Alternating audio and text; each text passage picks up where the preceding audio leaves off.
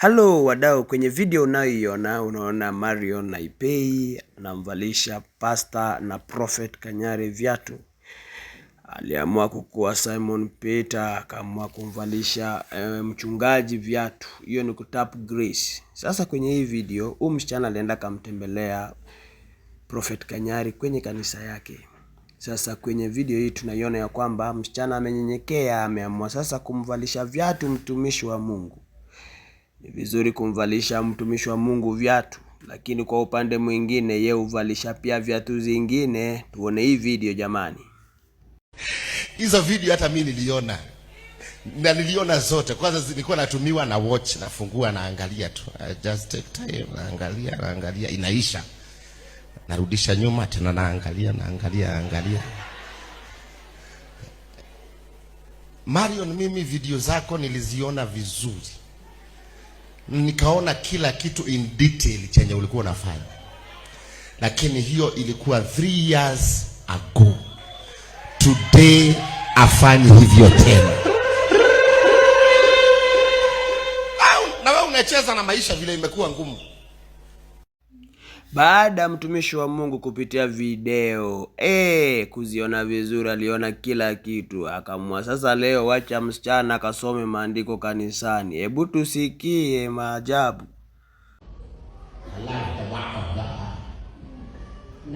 Alipoiona imani yao, alimwambia, rafiki, umesamehewa dhambi zako. Ni nani alisababisha wapone?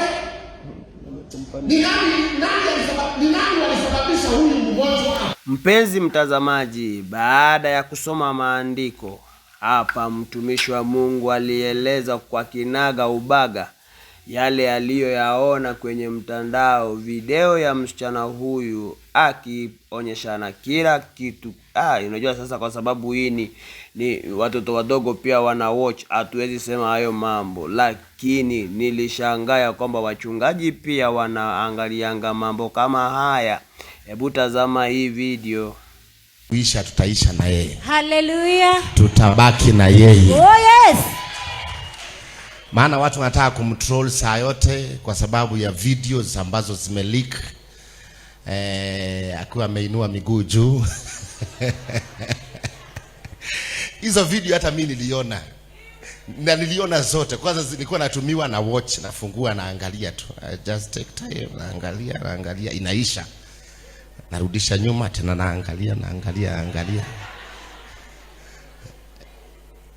Marion, mimi video zako niliziona vizuri. Nikaona kila kitu in detail chenye ulikuwa unafanya. Lakini hiyo ilikuwa 3 years ago.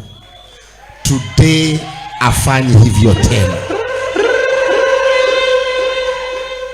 Na wewe unacheza na maisha vile imekuwa ngumu. Huyu ni mama wa mtoto mmoja. Mama mengine mimi I don't judge people. Unaweza kuwa umeshiba na unafikiri unaweza judge watu. I don't judge people mimi. I don't judge people.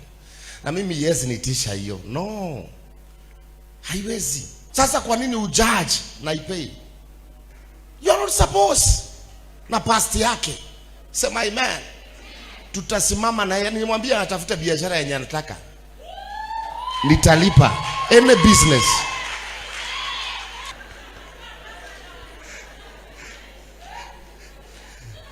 Unajua watu wanataka niokoke sana. Mimi hata hii suti navaaga nikiwa kwa madhabahu.